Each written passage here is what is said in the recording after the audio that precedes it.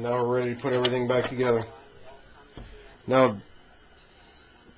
this tube has a slot in it. It lines up with a pin inside. Make sure that that's lined up properly so that it doesn't get jammed.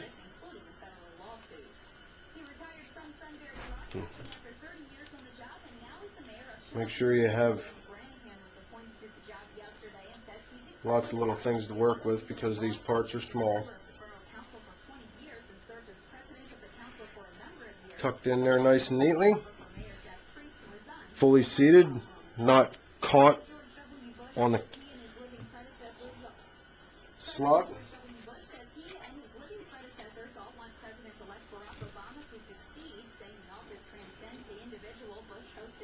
Put the washer back in.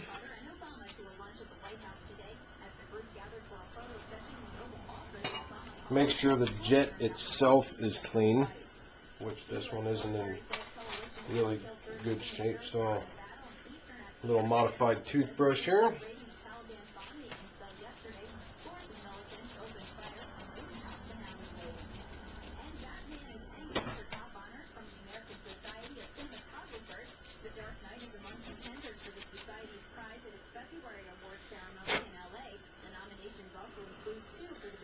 That looks fairly, may not be bright and shiny, but there are no Klingons inside, creating a blockage. Washer in there. Main jet. Don't over tighten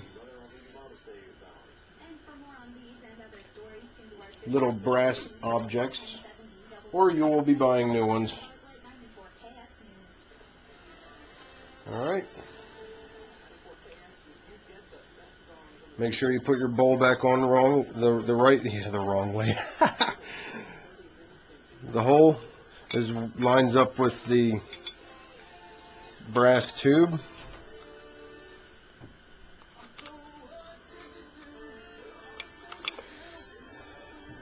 Seated properly. Drop a couple screws in it.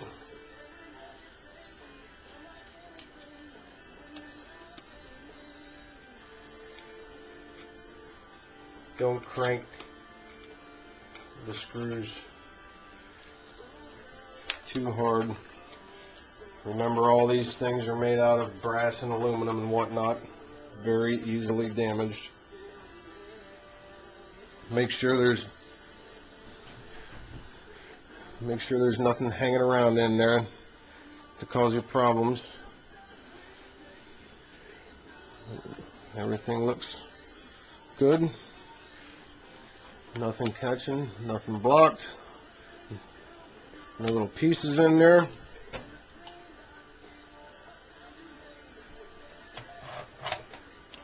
Make sure your diaphragm is clean. And just wipe it off a little bit. Make sure there's no pieces stuck on there. Everything feels nice and smooth. No grit. Now there is a little flap on the edge of this down here on the bottom, and then there's a little spot that gets lined up with here. Make sure that goes in nice and easily. Remember, no bent needles. Alright. Lined up with our indent.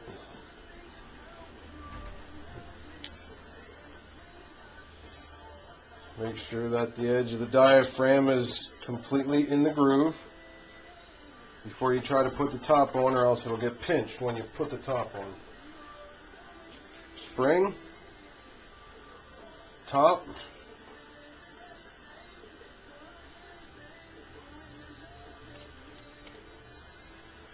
I'm going to put a screw in it for now to keep things in place.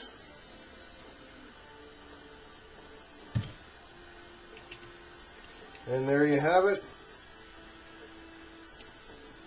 carburetor disassembly basics.